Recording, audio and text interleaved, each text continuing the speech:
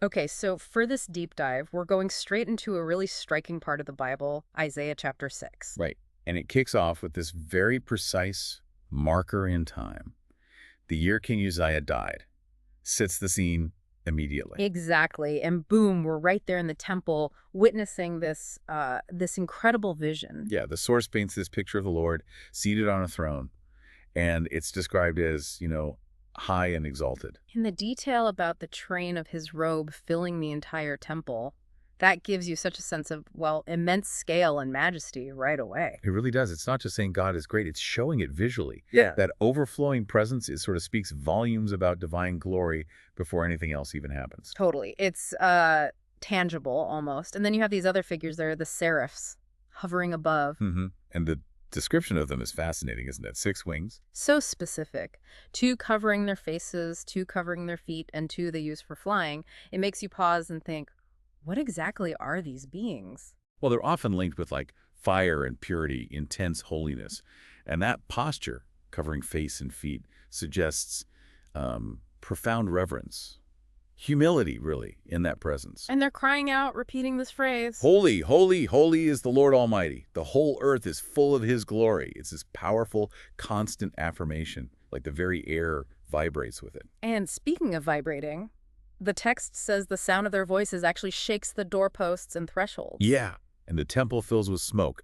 Imagine being there. The sound is physical, the structure is reacting, the atmosphere changes. It must have been utterly overwhelming. How would a person even process that? Well, we get a very clear reaction from the person having the vision, presumably Isaiah himself. He just cries out, Woe to me, I am ruined. Such strong language. absolutely, for I am a man of unclean lips, for my eyes have seen the King. It's this immediate crushing sense of inadequacy. Like seeing pure light makes you aware of every speck of dust on you. That phrase, unclean lips, is so specific, too. It connects human failing, maybe particularly in speech or truthfulness, directly against divine perfection. Exactly. It feels like this impassable gulf opens up between the human and the divine at that moment. But it doesn't just end in despair, right? There's a shift. A really dramatic one. One of the seraphs acts. Takes a live coal. There's that fire imagery again from the altar. The altar, a place of sacrifice, of connection between God and people. Precisely. And the seraph flies over and touches the person's lips with this burning coal. A very direct physical intervention. And declares, see, this has touched your lips, your guilt is taken away, and your sin atoned for. It's an act of cleansing, atonement. That coal somehow bridges the gap, removes the impurity that caused the woe is me reaction. So from feeling ruined to being cleansed, made ready, perhaps. That seems to be exactly it, because the very next thing is the Lord's voice asking, whom shall I send, and who will go for us? And the response is completely different now. Not woe is me, but Here am I, send me. It's this immediate willingness, this availability that comes right after the atonement. A total transformation. from ruin to readiness. That's powerful. But then the mission he's given, wow, it's tough. It's incredibly challenging. He's told to go and speak, but the message itself will lead to people hearing, but not understanding, seeing, but not perceiving. Almost like the message itself confirms their resistance, or even causes. The text says, make the heart of this people callous. Yeah, make their ears dull, close their eyes.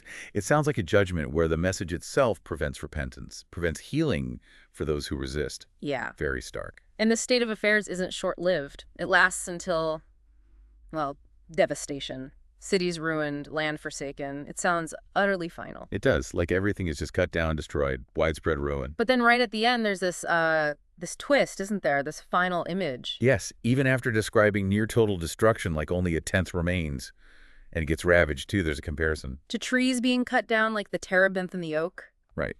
When they're felled, they leave stumps. And the text says, so the holy seed will be the stump in the land. The stump. So even in the cutting down, something remains. And it's not just any remnant. It's called the holy seed. Exactly. A stump looks lifeless on the surface, maybe, but it holds the root, the potential for new growth.